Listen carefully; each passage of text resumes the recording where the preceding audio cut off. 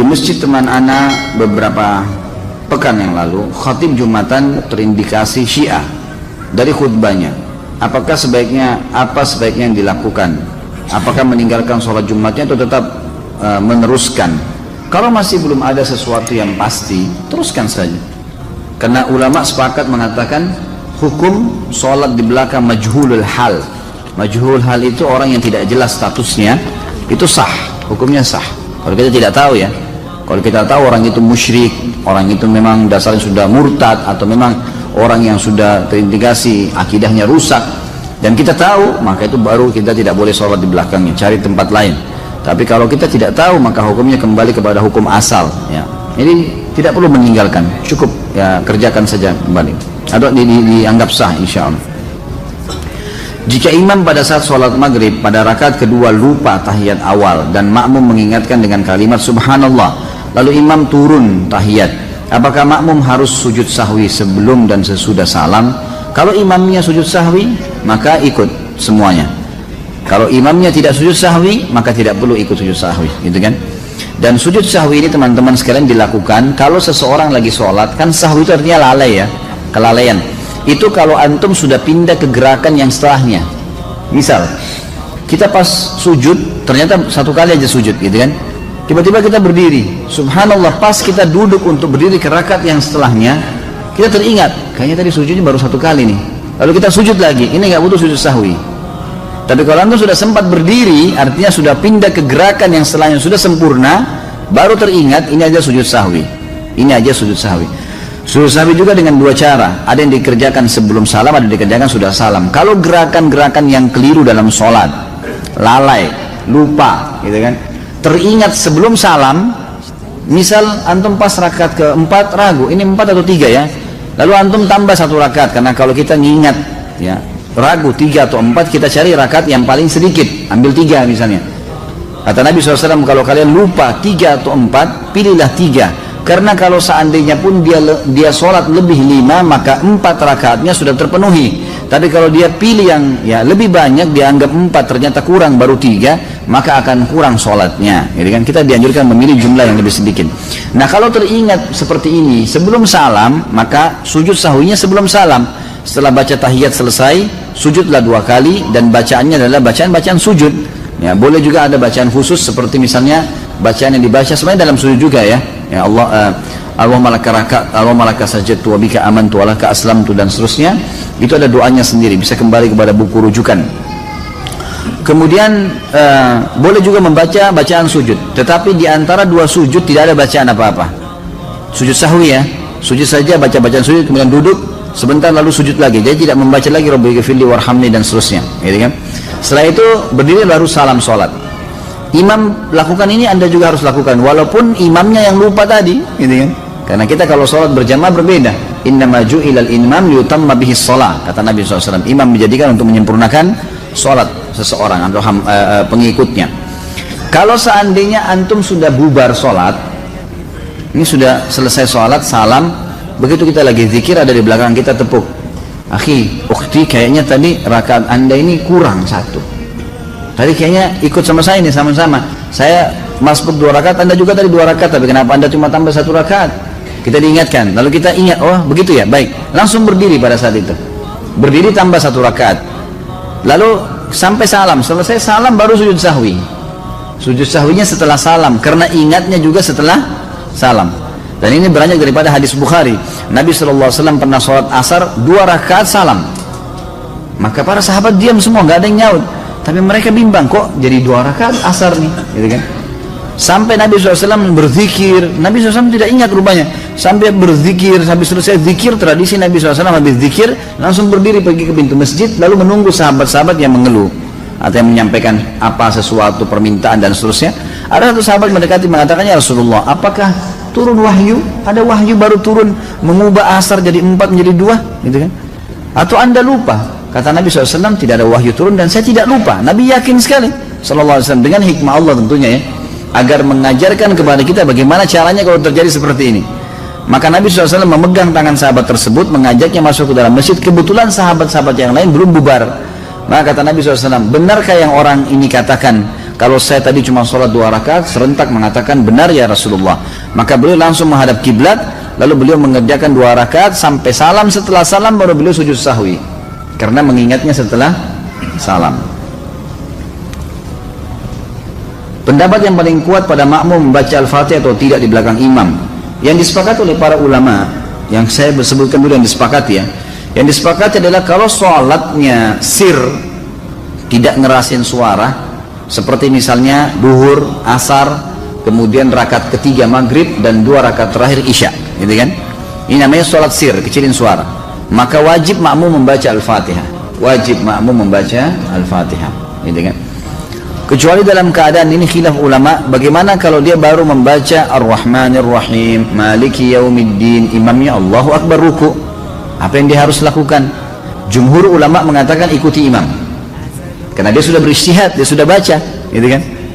Tapi tidak selesai, sama dengan orang masbuk, baru Allahu Akbar, imamnya kita baru baca 2 Al-Fatihah sudah ruku. Apa yang harus kita lakukan? Jumhur mengatakan ruku saja. Imam Syafi'i mengatakan tidak, harus dia baca, nggak bisa. Dan dia boleh ketinggalan untuk mengejar Al-Fatihah sampai 3 gerakan. Kalau dalam mazhab Syafi'iyah, gitu kan? 3 gerakan artinya ruku, sami Allahu hamidah, sampai sujud pertama. Nah itu dia boleh tetap menyelesaikan Al-Fatihahnya lalu dia mengejar imam, karena pentingnya masalah Al-Fatihah ini. Tapi kalau sholatnya jahar, ngerasin suara, subuh 2 rakaat pertama maghrib, gitu kan, 2 rakaat pertama isya, maka ini hukumnya jumhur mengatakan tidak ada bacaan bagi makmum, kecuali imam memberikan jeda waktu. Beranjak daripada hadis yang sahih bahwasanya Nabi SAW pernah mengatakan waladhdallin amin, lalu tiba-tiba sahabat di belakang berlumba-lumba baca Al-Fatihah. Jadi ada suara bergemuruh gitu, sehingga bacaan Nabi SAW, Nabi sendiri terganggu SAW, dan makmum juga tidak konsentrasi dengar bacaan ayatnya beliau. Beliau begitu salam lalu beliau mengatakan mali unazi', kenapa tadi saya diganggu dengan bacaan kalian? Kata perawi hadisnya, kalau saya tidak salah Abdullah bin Umar radhiyallahu anhu berkata, mulai semenjak itu saya tidak pernah lagi membaca Al-Fatihah di belakang Nabi SAW kalau sholatnya jahar, kalau sholatnya ngerasin suara gitu. Ulama-ulama seperti Imam Syafi'i rahimahullah melihat bahwasanya orang yang membaca Al-Fatihah baik sholatnya jahar, kerasin suara atau sir, itu wajib. Beranjak daripada hadis Nabi SAW yang berbunyi tidak ada sholat bagi orang yang tidak membaca Al-Fatihah. Maka beliau tidak membedakan antara sholat berjamaah atau sholat sendiri. Ya, kalau sholat sendiri mutlak harus baca ya, tidak boleh sama sekali tinggalkan Al-Fatihah, batal sholatnya kalau tinggalkan Al-Fatihah. Kalau sholat berjamaah sebagaimana saya sebutkan tadi, khilaf diantara ulama itu. Imam Syafi'i semuanya, mau sholatnya jahar atau sir, semuanya harus membaca Al-Fatihah. Allah alam, kalau kita simpulkan, kalau saya simpulkan dari pendapat-pendapat ulama ini, saya melihat kalau seandainya imamnya membaca Al-Fatihah dengan suara keras, jelas ya, kita dengar ya, kita dengar seperti sekarang ada mic. Lain kalau mati lampu gelap, tidak kedengaran suara atau kita terlalu jauh dari imam, itu lain. Walaupun sholat jahar tetap wajib baca Al-Fatihah tuh, karena kita tidak dengar. Karena memang Allah berfirman, umumnya ulama berpegang pada ayat ini, a'udzubillahi minasyaitonirrajim, fa idza quri'al qur'anu fastami'u lahu wa ansitu. Kalau Al-Qur'an dibacakan, dengarkan baik-baik dan ya telitilah, jelihlah. Berarti kasusnya adalah kalau dengar. Kalau dengar kita nggak boleh berkata yang lain, gitu kan? Nah kalau imam sholat jahar, maghrib misalnya, tapi mati lampu, kita di saf ke-5 atau ke-6, ke-7 ke belakang, nggak dengar. Atau sholat di belakang perempuan, nggak dengar sama sekali. Mereka tetap baca Al-Fatihah, selama tidak dengar. Tapi kalau mereka dengar Al-Fatihah itu, seperti tadi imam kita Masya Allah membaca misalnya, kita dengar. Dan pada saat mengatakan waladhdallin, kemudian semua mengatakan amin, begitu selesai amin, imamnya baca langsung surah. Nah ini Allahu alam, yang lebih dekat pendapat ulama mengatakan tidak lagi baca Al-Fatihah. Kembali kepada hadis, ya, bacaan imam adalah bacaan makmum. Itu sudah ada hadis yang menjelaskan masalah itu. Tapi kalau imamnya jeli dan dia lebih faham masalah fikih menjadi imam, adalah setelah waladhdallin amin, imamnya diam jeda 7 ayat Al-Fatihah. Maka pada saat itu makmum silakan baca, gitu kan? Dia membacanya. Jadi ini tinggal tergantung bagaimana kondisi imam memberikan dia kesempatan. Allahu a'lam. Ustaz, apakah boleh saf sholat diisi oleh, mohon maaf, orang yang terkena Down syndrome secara fisik dia sudah balik, tetapi ketika sholat orang tersebut sering mendahului imam dan gerakan sholatnya tidak berurutan. Tentu kalau dia sengaja atau memang dia ada kelainan jiwa atau apa, ini sebaiknya memang di masjid itu ada tim khusus yang mengatur ya. Jadi orang-orang seperti ini kalaupun dalam kondisi dia tidak sadar, dia tidak tahu hukum, atau dia dalam kondisi gila misalnya, maka dia dibolehkan untuk keluar dari saf muslimin. Karena dia pun mengerjakan, dia bebas hukum, dia tidak ada taklif kan gitu. Tapi kalau memang dia hanya melakukannya karena tidak bisa tahan, karena memang masalahnya adalah sakit kakinya, dia akhirnya harus melakukan mendahului imam, maka solusinya kata ulama adalah dia boleh mengerjakan sholat sambil duduk. Cari inisiatif yang dia tidak mendahului imam, karena kalau dia dahului imam tetap kena ancaman ya. Nabi SAW mengancam siapa yang mendahului imam maka bisa saja Allah mengubah wajahnya menjadi wajah keledai. Hadis sahih riwayat Imam Ahmad masalah itu. Jadi sebagai ini ada pengurus masjid, dan saya sarankan pengurus masjid ini bisa lebih jeli melihat adanya orang-orang yang seperti ini, ada gangguan jiwa, ada orang yang sakit. Kalau di masjid-masjid di Saudi itu sudah biasa sekali kursi-kursi disiapin tuh. Di masjid itu banyak kursi. Jadi orang-orang tua yang tidak mampu untuk berdiri lama maka diambil kursi dan mereka sholat sambil duduk di saf. Itu sudah umum di Masjid Nabawi, di Masjid Haram itu banyak sekali. Ketika zikir setelah sholat, kemudian ada orang yang mengucapkan salam kepada kita lalu kita membalasnya sehingga zikir setelah sholat kita terpotong, apakah kita harus mengulangi zikir tersebut atau lanjutkan? Lanjutkan saja, tidak ada masalah. Nabi SAW pernah melakukan hal tersebut.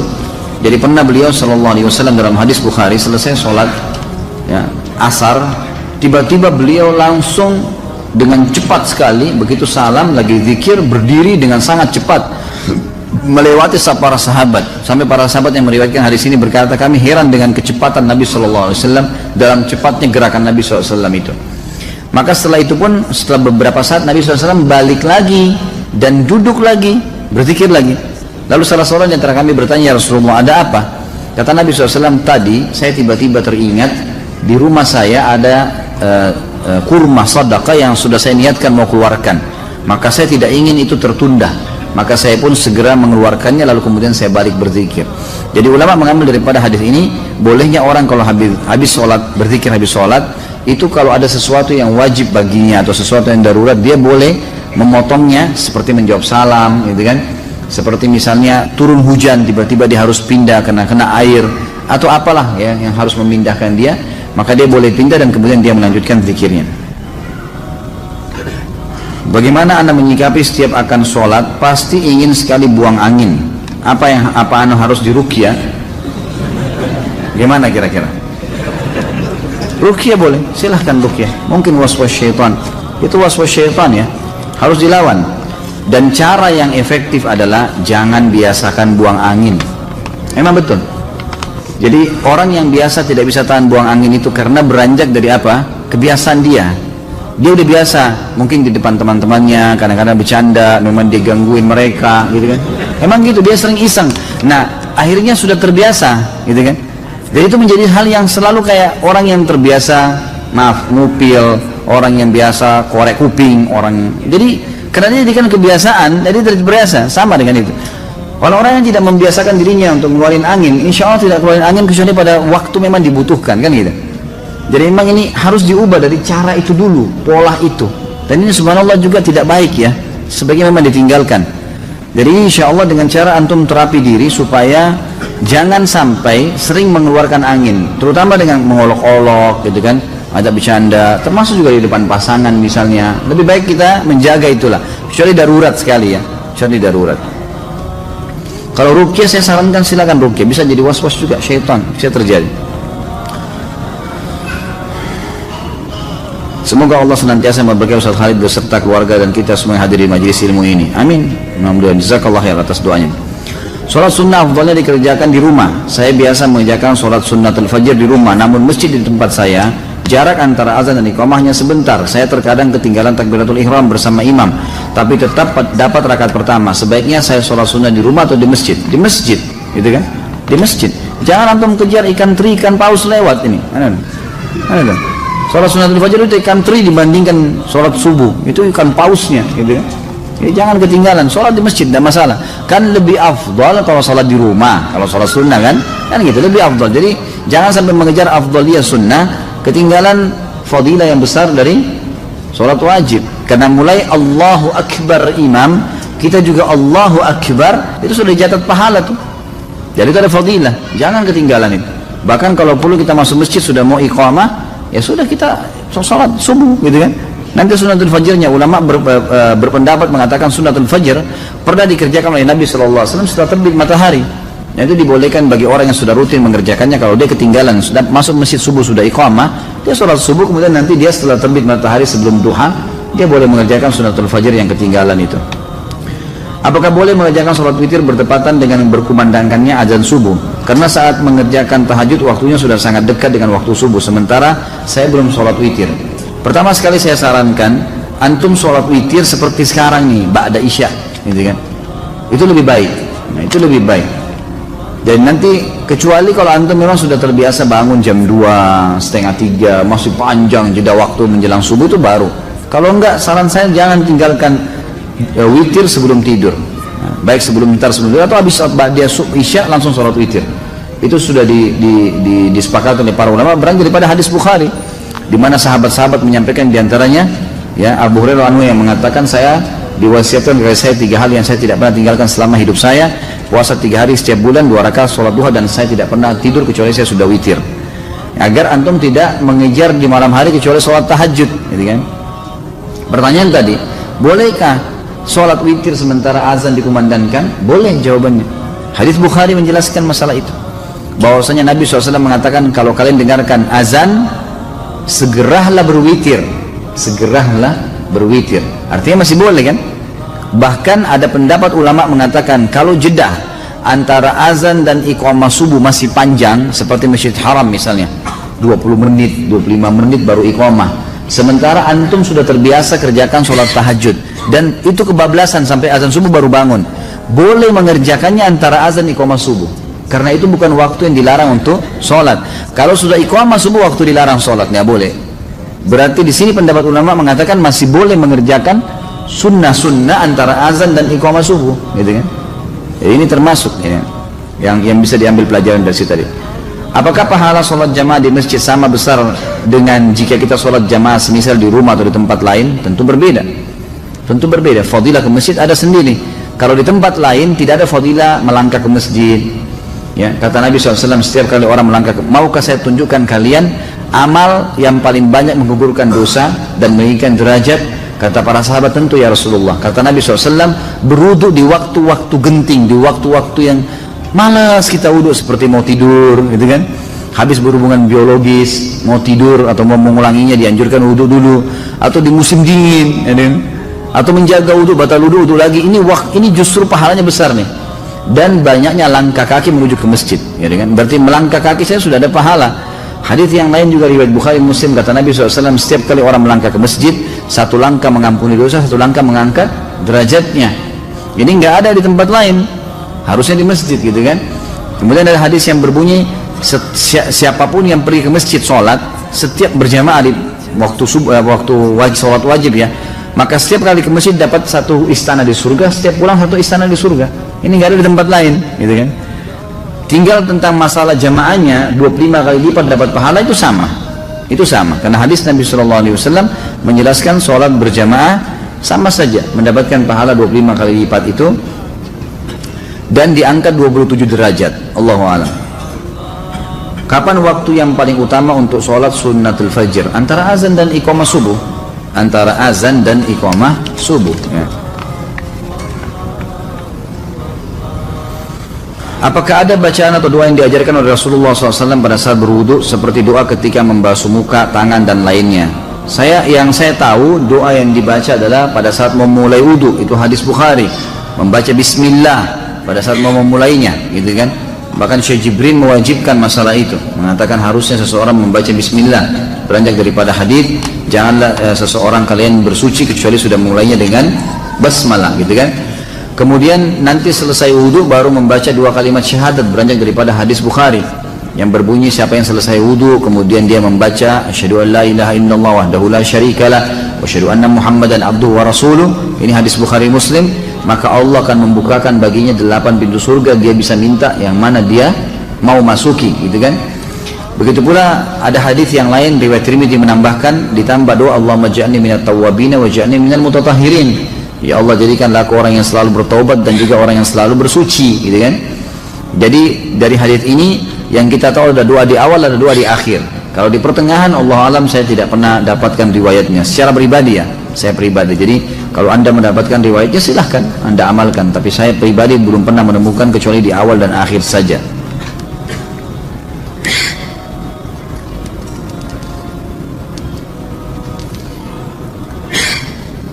Bagaimana hukumnya bersedekap melipat tangan kembali sesudah bangun dari ruku? Tadi kan sudah saya jelaskan ya, boleh saja gitu kan? Bersedekap pada saat bangun dari ruku, sami Allah liman hamidah, saya sudah sebutkan tadi kan, khilaf di antara ulamanya. Jadi boleh kembali ke dada, boleh kembali ke sebelah paha kita.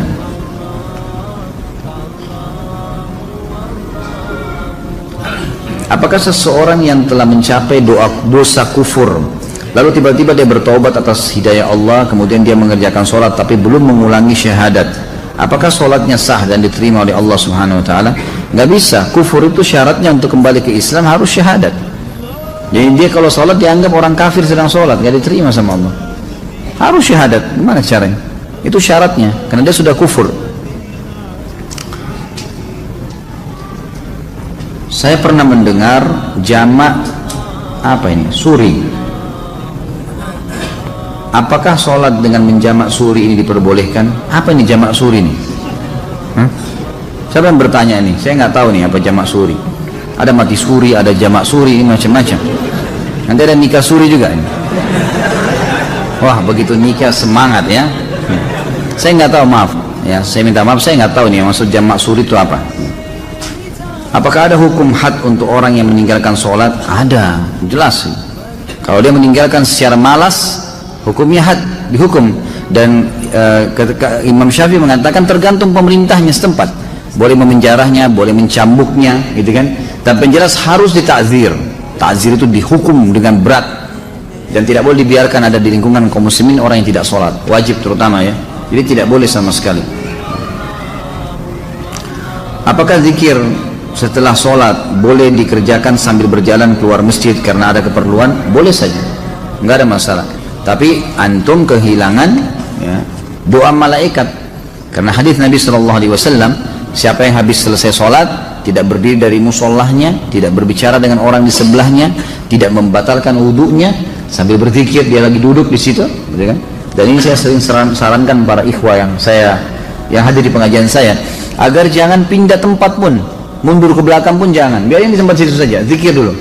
Karena pekah sekali hadis ini ya. Siapa yang tidak pindah dari musallahnya, yang tidak berdiri dari musallahnya, siapa yang tidak membatalkan wudu dan tidak berbicara dengan orang di sebelahnya, maka malaikat di atas kepalanya mendoakan, ya Allah ampuni dia, ya Allah rahmati dia, sampai dia melanggar 3 hal tadi. Ini kehilangan. Makanya para ulama mengatakan biasanya syaitan menghiasi ya, atau mengingatkan macam-macam pekerjaan kita sehingga kita terlewatkan dari doa malaikat ini. Maka jangan disia-siakan. Saya pernah zikir ikhwan dan akhwat sekalian, pelan-pelan sekali zikir habis sholat itu 7 menit maksimal, 7 menit, 8 menit itu sudah selesai. Jadi cuma syaitan yang membebankan kita itu. Bagaimana hukumnya sholat orang isbal? Apakah sah? Khilaf di antara ulama tentang sah atau tidaknya, gitu kan? Tapi yang jelas sudah pernah kita jelaskan di dalam dosa-dosa besar kita yang lalu ya, pernah ada penjelasan kalau ada hadis yang menjelaskan tidak sahnya atau disuruhnya mengulangi sholat orang yang tertutup mata kakinya oleh Nabi SAW, seseorang yang sedang datang. Bahkan Nabi SAW menyuruh mengulangi sama wudu dan sholatnya. Waktu ditanya oleh para sahabat, kenapa ya Rasulullah? Kata Nabi SAW, karena mata kakinya tertutup.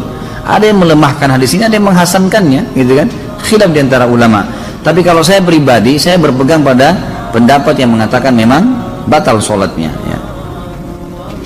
Apakah seorang laki-laki yang tidak sholat berjamaah di masjid berdosa?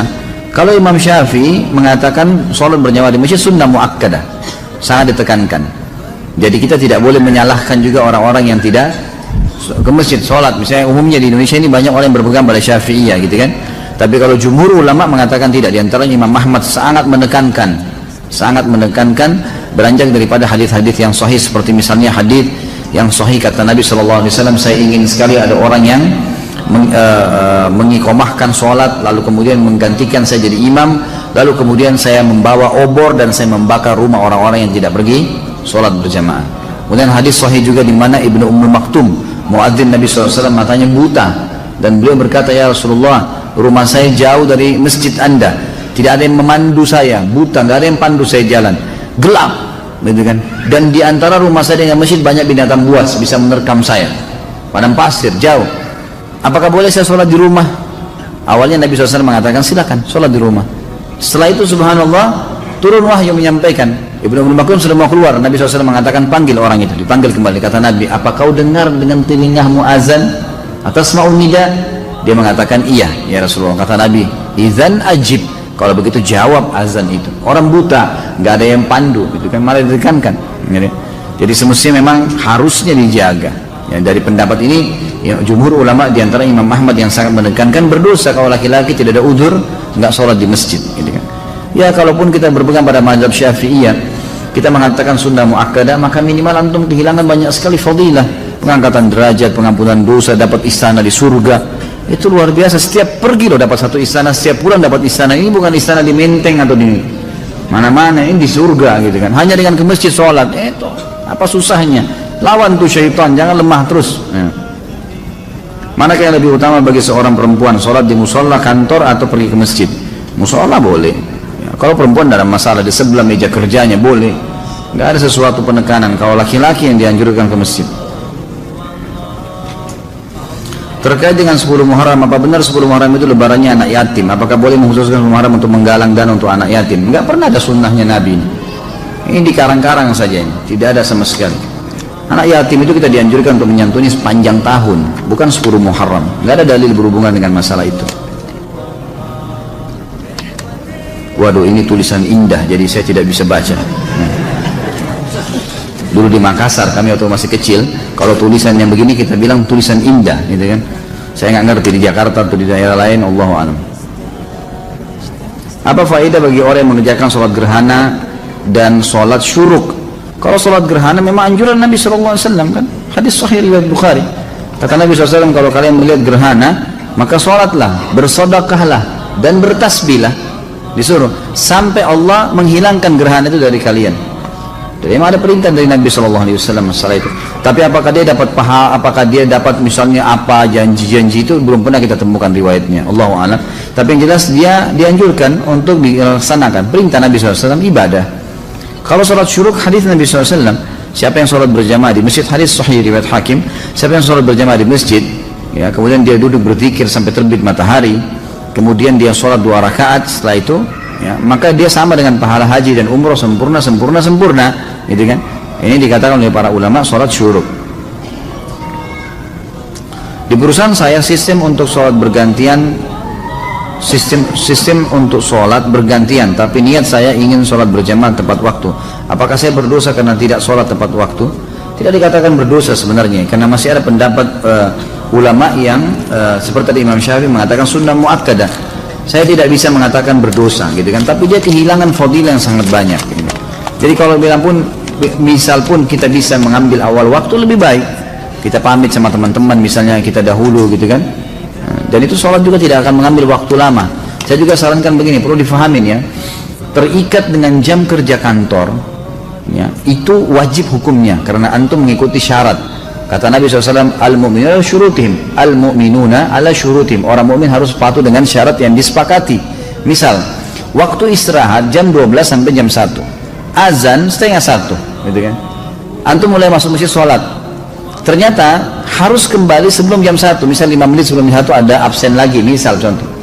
Antum baru selesai sholat wajib, belum sempat sholat ba'diyah duhur, itu sudah jam 1 kurang 5 menit. Kalau sholat terlambat nih, balik kerja, maka jangan sholat sunnah ba'diyah, karena mentaati peraturan wajib. Sementara sholat sunnah itu sunnah, gitu kan. Kecuali kita sudah balik ke kantor, ada waktu lowong, kita bisa buka sejadah dekat meja kerja kita lalu sholat, itu nggak ada masalah. Kita harus pertemukan masalah itu ya. Jadi lakukan yang wajib saja. Pernah ada teman-teman yang di luar negeri bertanya kepada saya, Ustaz, saya kerja di luar negeri, dan di luar negeri ini orang-orang non muslim, saya nggak bisa sholat gitu kan, dan seringkali meeting di waktu-waktu pas lagi sholat gitu kan. Apa yang saya harus lakukan? Saya balik tanya begini, saya bilang kalau seandainya anda lagi meeting kemudian misal ini contoh, semoga Allah muliakan kita semua, saya kasih contoh ini, contoh orang mau ke kamar mandi, kebelet buang air besar, kebelet buang air kecil, lagi meeting, diizinin nggak? Nah, ini di sini diizinin nggak kalau kebelet kencing, kebelet buang air besar? Meeting penting nih, miliaran, diizinin nggak? Ya nggak bisa berpikir kan kalau mau kencing gitu kan? Nggak mungkin, pasti diizinin ke belakang. Ya sudah, kita izinnya memberikan isyarat memang mau ke kamar mandi, betul kamar mandi kan? Ke kamar mandi, dan orang saya bilang lagi kalau masuk kamar mandi lagi kebelet, pamit, lagi meeting. Kalau kita butuh waktu 10-15 menit diizinin nggak? Nggak mungkin kan tengah-tengah digedor-gedor, ayo cepat gitu kan? Nggak mungkin, orang lagi buang air besar gimana? Dia harus selesaikan hajat, kalau nggak sakit perut. Maka berarti bisa dipakai itu untuk sholat tuh. Ini kalau darurat ya, sebab ada beberapa teman-teman yang pernah bertanya kalau sholat dari Jepang, dari negara-negara yang memang tidak bisa mereka sholat, maka tidak ada juga musola. Bagaimana inisiatifnya? Ya saya sebagai dai harus bisa memberikan solusi nih. Kalau dia mau disuruh pulang, dia sudah terikat akad kerja di sana, maka caranya adalah kayak tadi, pamit ke kamar mandi, memang mau kamar mandi, uduk di sana, kemudian sholat, cari tempat yang bisa sholat di situ, mungkin di gang, mungkin di mana, ya apa boleh buat, harus sholat. Sholat dah, sholat wajib 5 menit, 10 menit maksimal, udah kembali lagi. Tapi nggak usah dibeberkan, saya mau sholat ya pamit, kemudian berantem kalau tidak disuruh sholat, susah. Anda sudah akad dengan orang kafir, gimana? Nggak bisa, gitu kan? Jadi ini namanya hiyal syariah. Harus kita mencari solusi secara syar'i yang memang kita tidak kehilangan pekerjaan dan juga tidak kehilangan ibadah itu. Apakah seorang muslim yang sebelumnya tidak rajin sholat bolong-bolong termasuk kafir? Apakah ia harus syahadat ulang, dilihat dan dilihat oleh saksi maksudnya? Enggak tentu. Kalau dia jahdan ya, kalau dia bangkang, nggak ada sholat, nggak ada hukum sholat itu, saya nggak mau yakin. Maka itu baru kufur, dia syahadat. Tapi kalau dia cuma malas-malas, nggak perlu. Taubat kepada Allah sudah, sekarang tinggal sholat. Mana yang lebih baik apabila ada uzur berjamaah tapi menunda sholat atau akhir waktu, sendiri tapi di awal waktu? Tentu saja di awal waktu, walaupun sendiri. Tentu saja di awal waktu. Masya Allah, ini belum saya baca ini. Jam berapa kita mau selesai?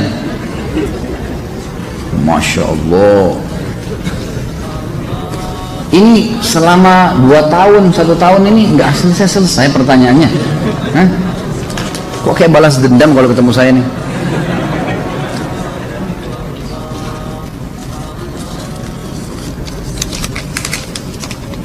Jangan didorong. Saya sengaja tidak tarik semua. Di daerah Ana ada 2 masjid. Yang satu masjidnya besar dan jamaahnya tidak banyak sehingga selalu dapat saf pertama. Kedua masjidnya lebih kecil dan jamaahnya banyak karena telah ditegakkan sunnah sehingga susah dapat saf pertama. Lebih utama sholat di satu atau yang kedua? Yang satu tentunya, masjid yang pertama, karena memang kita bisa dapatkan fadilah lebih besar gitu kan? Dan masjid itu makin banyak jemaahnya makin afdal ya, gitu. Makin afdal, makin besar fadilahnya. Artinya misinya besar misalnya, tentu afdaliyah karena banyak jemaah itu penting, tapi mendapatkan saf awal lebih penting, maka harusnya didahulukan saf awal itu. Ustaz, mohon penjelasan dan tuntunan sesuai sunnah apabila ada sholat wajib terlewatkan karena kelalaian. Apakah seseorang yang meninggalkan sholat pada waktu yang ditentukan masih dapat mengerjakan sholat yang tertinggal itu di waktu sholat yang selanjutnya? Kalau dia lalai di sini dalam arti kata lupa, itu boleh dikerjain. Misal pas kita lagi sibuk, tersibukkan, semoga saja tidak terjadi ya, ada orang tersibukkan dengan urusan dunianya, kemudian azan asar baru dia sadar, oh ternyata saya belum sholat duhur nih gitu kan. Maka apa yang harus dia lakukan? Boleh kalau dia sholat duhur boleh, nggak ada masalah. Tapi kalau dasarnya dia tahu nih duhur sudah masuk, dia nggak mau sholat, memang nggak mau dah, memang sudah nggak sholat. Begitu azan asar, temannya ajak, nih sholat yuk. Kamu udah tahu belum ada hadis begini, tersentuh dia mau sholat. Tapi tadi dia sudah tinggalkan duhur secara sengaja, ini nggak boleh lagi dia sholat, karena sudah memang ditinggalkan secara sengaja sama dia. Saya pernah membaca sebuah hadis riwayat Ibnu Abbas radhiyallahu anhu yang menjelaskan tentang tidak bolehnya menahan pakaian pada saat sholat. Apakah hadis itu sahih? Apa maksud dari kata menahan pakaian? Mohon penjelasannya. Saya tidak tahu, maaf. Saya belum tahu sampai ke situ tentang masalah hadis menahan pakaian. Yang saya temukan malah hadis Abu Bakar radhiyallahu anhu yang sahih, di mana Abu Bakar berkata, ya Rasulullah, saya orang yang tidak bisa sholat kecuali saya menahan pakaian saya, karena kalau tidak dia melorot, gitu kan? Apakah itu membatalkan sholat saya? Apakah itu termasuk sombong? Kata Nabi SAW, itu tidak termasuk. Ya, berarti di sini kan ada masalah kasus menahan, tapi saya tidak tahu kalau yang riwayat Ibnu Abbas ini. Bagaimana tuntunan sahih untuk kondisi makmum yang masbuk namun tidak mendapat bacaan Al-Fatihah imam sholat? Apakah makmum tersebut masih mendapatkan hitungan 1 rakaat penuh? Yang kuat pendapat iya, dia masih mendapatkan walaupun sholatnya sir. Kalau orang memang masbuk ya, beda orang yang datang dari awal tapi lalai tidak baca Al-Fatihah. Nah itu baru bisa dibahas dalam bahasan lain.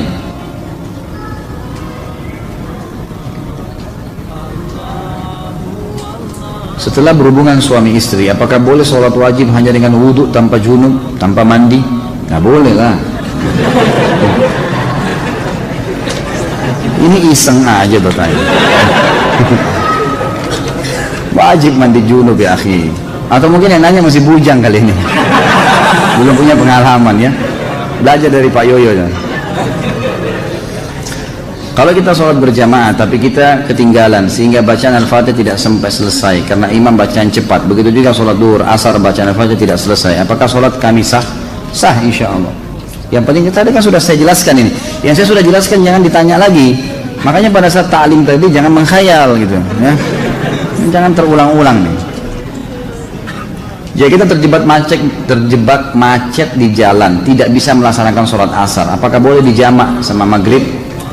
Jika sholat maghrib juga ketinggalan, boleh lakukan di saat sholat isya. Tata caranya bagaimana? Yang pertama, sholat jamak itu hanya boleh dijamak antara duhur sama asar, tidak boleh yang lain. Maghrib sama isya tidak boleh yang lain. Jadi nggak boleh asar sama maghrib, nggak bisa. Isya sama subuh nggak bisa, gitu kan? Subuh sama duhur nggak bisa. Memang duhur sama asar saja, maghrib sama isya saja. Itu kalaupun dijamak, gitu kan? Masalah kasus orang kena macet, maka hukumnya khilaf di antara ulama, apa yang harus dilakukan? Yang terbaik adalah dia berhenti dia sholat di dekat situ, dimanapun, gitu kan, di jalan. Kayak kalau di jalan tol ada jalan alternatif di samping, dia bisa mampir di situ, dia sholat. Atau saya pernah lakukan, saya pernah mampir sholat di tempatnya teman-teman yang terima bayaran tol itu, gitu kan. Saya tanya dia, ternyata mereka sholatnya itu ada ruangan di situ. Kadang-kadang malah ada tangga ke bawah, gitu kan, ada musolah di bawah itu.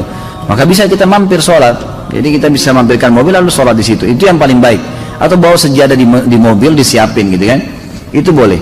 Ada sebagian ulama yang menarik bolehnya sholat di mobil kalau dalam keadaan darurat sekali, sama hukumnya dengan orang sholat di pesawat, di kereta api. Kalau emang kita terjebak di satu tempat, lagi ada peperangan, lagi ada macet total, emang nggak bisa ditinggali mobil, orang jalan-jalan sedikit-sedikit, ini nggak bisa. Maka daripada kehilangan waktu, lebih baik dia sholat sambil duduk. Tapi ini tidak diprioritaskan. Prioritaskan adalah mampir. Ya, itu.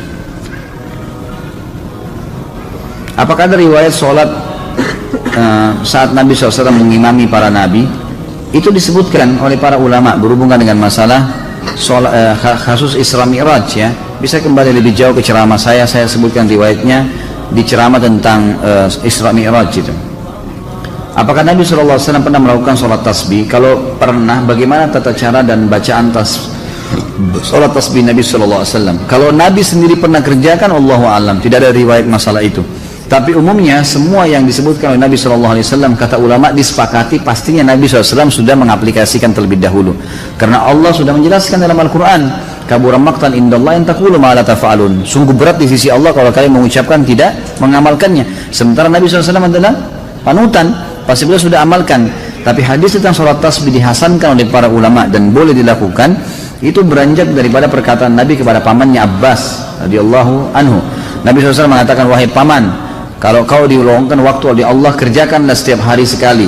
Kalau kau tidak bisa, maka sepekan sekali. Kalau kau tidak bisa, maka sebulan sekali. Kalau kau tidak bisa, setahun sekali. Kalau kau tidak bisa, kerjakanlah sekali seumur hidupmu. Maka kerjakanlah 2 rakaat sholat. Ada riwayat yang mengatakan 4 rakaat sholat. Di setiap sholat, begitu kamu takbir paman, ucapkanlah subhanallah, alhamdulillah, wa la ilaha illallah, wallahu akbar sebanyak 15 kali. kemudian baca setelah itu iftitah, baca Al-Fatihah, baca surah, kemudian pada saat ruku, sebelum baca 2 ruku membaca 10 kali tasbih tadi, kemudian 2 ruku, kemudian bangun dari ruku, sami Allahu liman hamidah, i'tidal, baca dulu tasbih 10 kali, kemudian baru baca 2 i'tidal. Sujud juga begitu, pada saat sujud maka baca dulu 10 kali, baru kemudian baca 2 sujud, dulu di antara 2 sujud baca 10 kali lagi tasbih, kemudian baru membaca doa di antara 2 sujud, lalu sujud baca lagi tasbih 10 kali, kemudian baca 2 sujud, lalu kemudian sebelum berdiri ke rakaat kedua duduk dulu baca 10 kali. Jadi kurang lebih ada 75 kali bacaan dalam satu kali atau satu rakaat. Selebihnya seperti sholat biasa. Saat kita masuk sholat id 1 rakaat, saat menyempurnakan rakaat berikutnya berapa kali takbir yang harus kita lakukan? Ikuti rakaat yang sedang Anda ada. Jadi misal kita masbuk nih sholat id, dia sudah rakaat kedua imamnya, kita ikut. Tadinya dia takbir imamnya 5 kali, gitu kan? Karena dia rakaat kedua, kita kan ikut imam juga takbir 5 kali, kita nggak mungkin takbir 7 kali. Rakaat kedua kita juga takbir 5 kali, sama saja, karena kita mengikuti imam di rakaat pertama tadi, dia sudah ke rakaat kedua. Seperti kita kalau lagi sholat umumnya, sholat lain, kita ikut imam sudah rakaat ketiga misalnya di sholat maghrib, imam kan tahiyat terakhir kan, kita juga harus tahiyat kan gitu. Di rakaat kedua setelah imam salam, kita rakaat kedua harus tahiyat juga kan gitu. Seperti itu caranya. Jadi tetap mengikuti kondisi imam. Bolehkah bermakmum dengan imam yang isbal? Sudah tadi ya. Apa hukumnya jika sudah terlanjur sholat? Dan apa saran Ustadz ketika ini sudah masalah isbal tadi ya. Baik.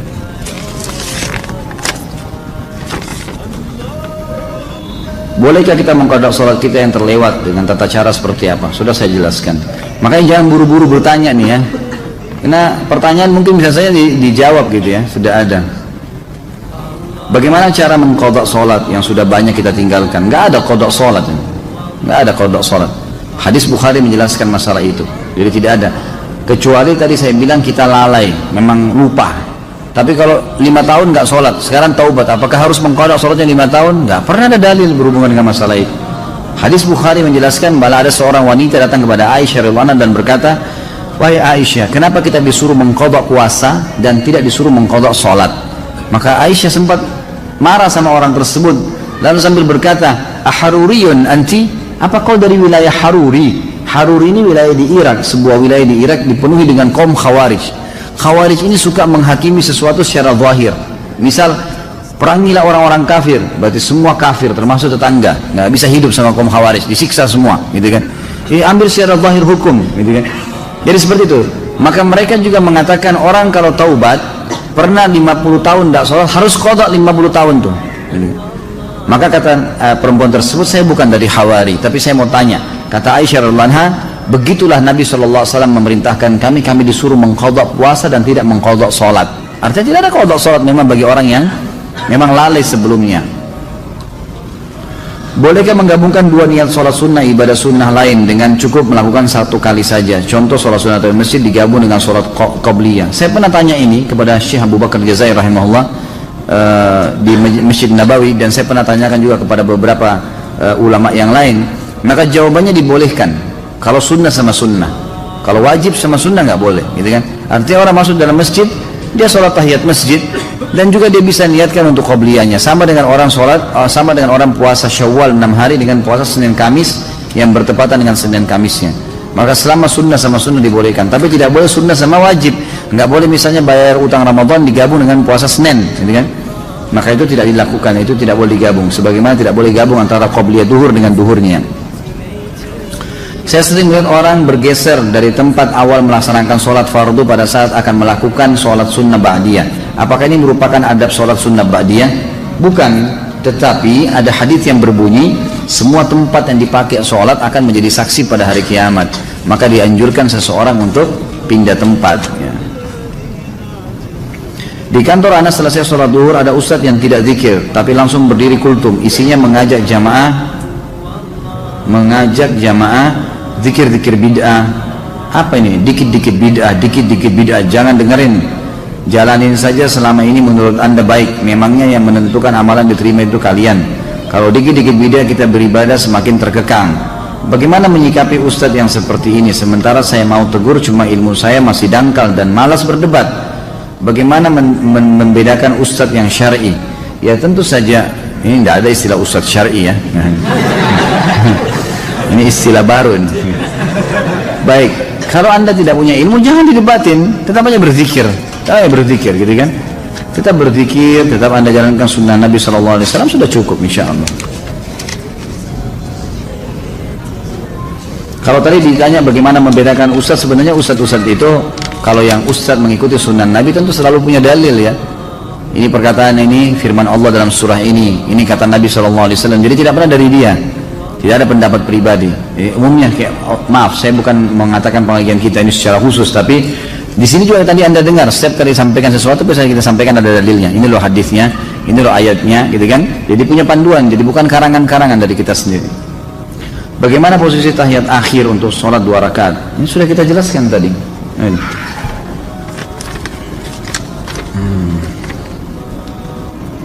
Apakah tidak merapatkan kaki ketika sholat berjamaah dapat mengukurkan pahala sholat berjamaah walaupun jarak antara pundak sudah rapat?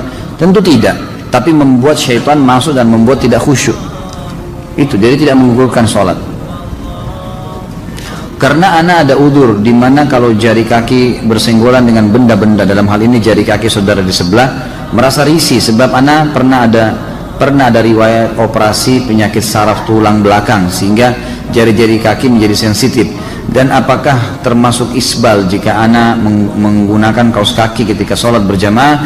Karena dengan menggunakan kaos kaki ana merasa lebih nyaman dari gesekan karpet, dari bersentuhan dengan jari orang lain. Ana jadi khawatir terhadap ikhwan kita yang seolah-olah terus ingin mengejar jari kaki saya atau jari kaki saudara di sebelahnya, karena ditakutkan malah akan menjadikan sholatnya menjadi tidak khusyuk ya. Baik, tentu saja kalau anda punya udzur syar'i ya lakukan pakai kaos kaki, dan itu bukan isbal. Isbal itu adalah pakaian dari atas ke bawah, mengulurkan pakaian dari atas ke bawah. Kalau dari bawah ke atas enggak, kaos kaki maksudnya itu tidak. Tapi kalau kita memang dari atas kita pakai ya, atau kita pakai kemudian dia terulur seperti celana, baju, itu semua baru masuk. Hadis Nabi SAW yang berbunyi isbal itu di imamah ya, di pakaian ya, celana, itu masuk dalam isbal gitu. Dikarenakan saat ini waktu subuh 4.15, apakah boleh kita ketika kita terlambat bangun, misal jam 5, kita melakukan sholat sunnah 2 rakaat sebelum subuh? Tentu tidak boleh. Kalau sudah iqamah subuh nggak boleh lagi. Anda kerjakan nanti setelah terbit matahari. Apa pahalanya kalau kita mengislamkan seseorang? Wah, ini tidak sesuai dengan tema. Dapat pahala lah tentunya ya, selama dia berbuat kebaikan, selama dia mempelajari agama, insya Allah Anda dapat pahalanya. Dan hadis Nabi SAW kepada Ali bin Abi Thalib pada saat perang Khaybar, gitu kan, hai Ali, jalanlah dengan tenang menuju ke mereka, ke orang-orang Yahudi itu, lalu tawarkan mereka Islam. Kalau mereka nolak, tawarkan mereka jizyah. Kalau mereka nolak, tawarkan mereka untuk ya perang, gitu kan. Dan ingatlah Ali, kalau ada satu orang yang sempat mendapatkan hidayah karena kamu, maka itu lebih baik daripada humurun ni'am.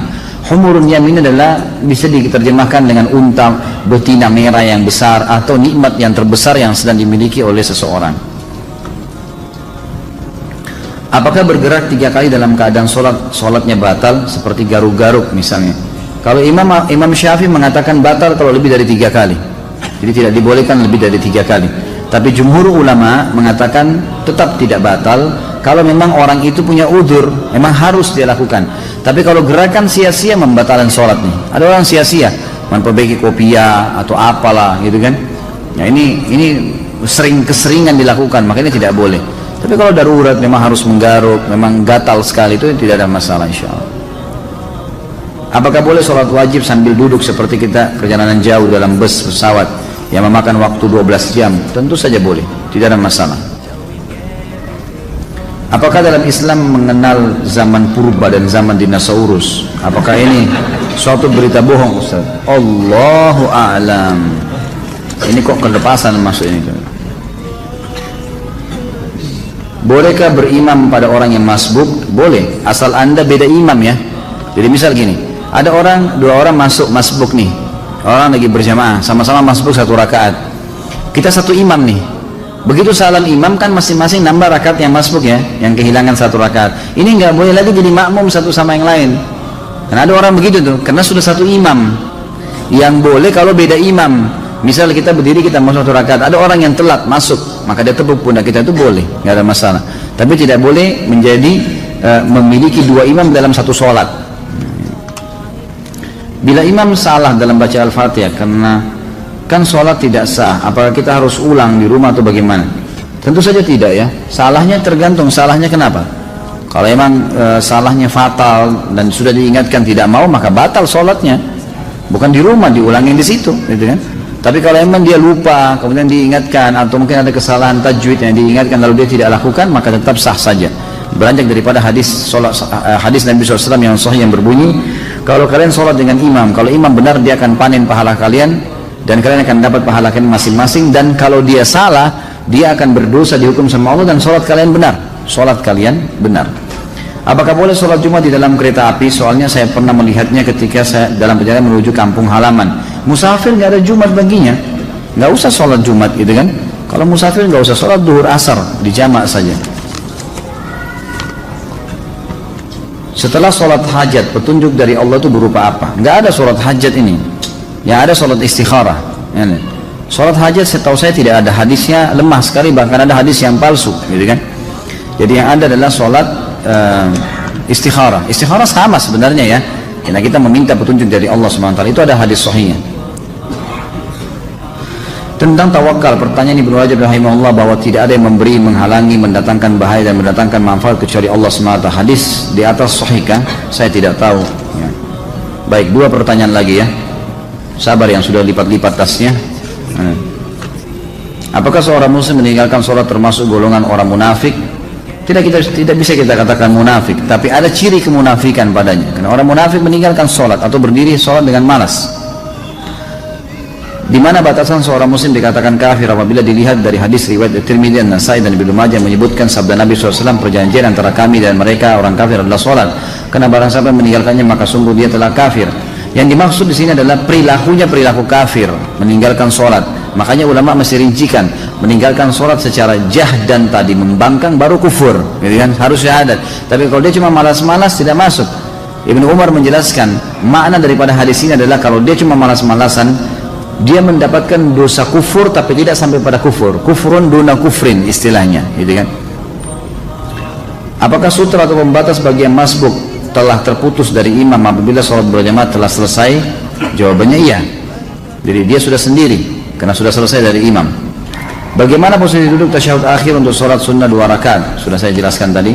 Haruskah mengepalkan tangan pada saat berdiri naik ke rakaat berikutnya? Kan sudah saya jelaskan semua tadi. Jawabannya iya, disunnahkan mengepalkan. Mohon dijelaskan bagaimana hukumnya apabila sholat di rumah kemudian di masjid sudah iqamah, apakah kita masih bisa menjalankan sholat qobliyah? Batalin, nggak boleh. Hadis sahih berbunyi, kata Nabi SAW, tidak ada lagi sholat sunnah dengan iqamah sholat wajib. Hadis sahih, nggak boleh. Jadi dia lagi di masjid, dia lagi sholat, baru 1 rakaat sudah iqamah, batal. Tapi kita sudah dapat pahalanya, diberhentiin aja tiba-tiba, memang begitu. Apakah ada riwayat yang menjelaskan bahwa Rasulullah SAW pernah memimpin zikir dan doa secara berjamaah setelah sholat wajib? Yang saya sudah pernah sampaikan riwayat, tidak ada riwayat menjelaskan masalah itu. Yang ada adalah Nabi SAW membaca zikir, dan Ibnu Umar berkata, saya mengetahui kalau sholat sudah selesai di masjid Nabi SAW kalau saya mendengarkan suara zikir Nabi SAW dan para sahabat, dan mereka baca masing-masing. Jadi misal Nabi SAW baca ayat kursi, sahabat sana baca al-ikhlas, yang ini baca subhanallah, jadi dibiarkan oleh Nabi SAW masing-masing. Tapi Nabi SAW tidak pernah memandu baca al-fat, al-kursi misalnya lalu semuanya harus ikut. Jadi tidak pernah ada riwayat masalah itu. Apabila tidak, bagaimana sikap kita? Apa yang harus kita lakukan ketika di suatu masjid setelah sholat wajib imam memimpin zikir dan doa berjamaah? Jadi kita baca sendiri aja, kita baca sendiri, kita jalankan sendiri. Jadi seperti itu, Allahu a'lam. Baik, karena sudah jam 9 lewat, kita tutup sampai di sini insyaallah. Sisa pertanyaan mudah-mudahan tidak ada halangan kita coba bahas lagi pada pertemuan akan datang, walaupun masih berhubungan dengan bab sholat ya. Maksudnya nanti mungkin pekan depan kemungkinan kita sudah pindah ke zakat. Dosa besar yang kelima masalah tidak membayar zakat. Tapi saya coba membaca beberapa pertanyaan berhubungan dengan sholat kalau memang ya belum dibahas pada malam ini. Mungkin begitu teman-teman sekalian, semoga semua orang yang sakit disembuhkan penyakitnya oleh Allah SWT, semua yang terlilit utang dilunasi utangnya, semua yang belum dapat hidayah dimudahkan untuk mendapatkan hidayah, semua yang sudah dapat hidayah dimudahkan untuk mengamalkan ilmu dan hidayah yang sudah datang dari Allah. Semua muslimin di Palestina, di Syria, di Yaman, di Irak, di Myanmar, dimanapun mereka berada dan sedang tertindas, Allah ikhlaskan niat mereka, Allah pokokkan telapak kaki mereka, Allah terima para syuhada mereka, serta Allah muliakan Islam di tangan mereka dan tangan kita semua.